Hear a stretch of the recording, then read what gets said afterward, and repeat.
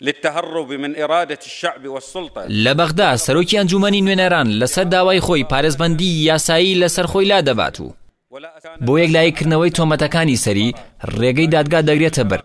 بەغداد ئەگەر نوقمی خوێنی توند و تیژی و تەقینەوەکانیش بێت، ئەگەر ململانەی ڕەوتە شیعی و سونیەکانیش تەنگیان پێڵچنی بێت، لە هەمان کادا بە شەریفترین ڕێگەیە پرس و ناکۆکیە یاسایەکانی یەکلایی دەکاتەوە. لە دوای هاتنی داعشەوە بۆ عێراق لە ساڵی 2014 بەردەوام بەغداد ئەزموونی نوێ لە بەڕێوەبردنی ململانێ سیاسی و یاسایەکان پێشکەش بە دەوروبەر و بە تایبەتیش بە هەرێمی کوردستان دەکات.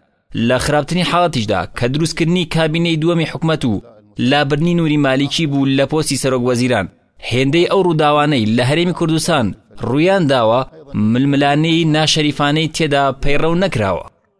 لە ساڵی 2010 کە ئەیاد عەلاوی و نوری مالیکی چالاحانی سیاسیان لەسەر ئەوە بوو کامیان زۆرترین کورسیان بەدەستهێناوە تا حکومەت پێک بهێنن. دوجار دادگای دەستوری ئەو پرسە یەکلایی کردەوە، لایەنی دۆڕاویش بڕیارەکەی قبول کرد.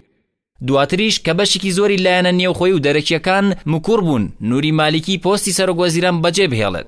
دۆزیەکە بەبێ هیچ هەنگاوێکی نایاسایانە لەلایەن نوری مالیکی و کوتلەکەیەوە قبول کرا. ئەوەی لە چەند ڕۆژی ڕابردووشدا ڕوبەڕووی سەلیم جبوری سەرۆکی ئەنجومەنی نێران بووەوە، پرسێکی گەورە بوو.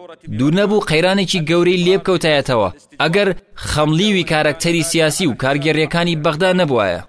لە هەرێمی کوردستان نمونەیەکی جوانی ململانەی لایەنەکان بۆ چاولێکردن نییە. ئەوەی لە حکومڕانی 25 ساڵی ڕابردوودا ڕوویداوە جگە لە شەڕی نێوخۆیی و دوو ئیداری و پەلکێشکردنی هێزی دەرەکی وڵاتان بۆ ڕوبەڕووبوونەوەی نێوخۆیەکان هیچی دیکە نییە. ئەگەر ورتر بڕوانین لە ماوەی ساڵی ڕابردوودا قەیرانەکانی هەرێمی کوردستان بە تایبەت پەخستنی پەرلەمان و قەیرانی یاسایی هەرێمی کوردستان ڕووی شانازیکردنی هەرێمی بە بانگەشەکانی دیموکراسی و یاسا سەروەریەوە نەهێشتوەتەوە.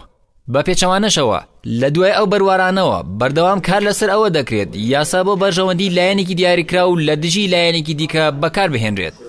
هەمان قەیرانی پەرلەمانی کوردستانی ڕووی لە ئەنجومەنی نوێنەرانی عێراق کرد کە ژمارەیەک پەرلەمانتار دۆخێکیان دروست کرد کاری ئەنجومەنی پەکخست، بەڵام بە چەند دانیشتێکی کەمی دادگای دەستوری جارێکی دیکە ئاوەکە ڕێڕەوی خۆی وەرگرتەوە.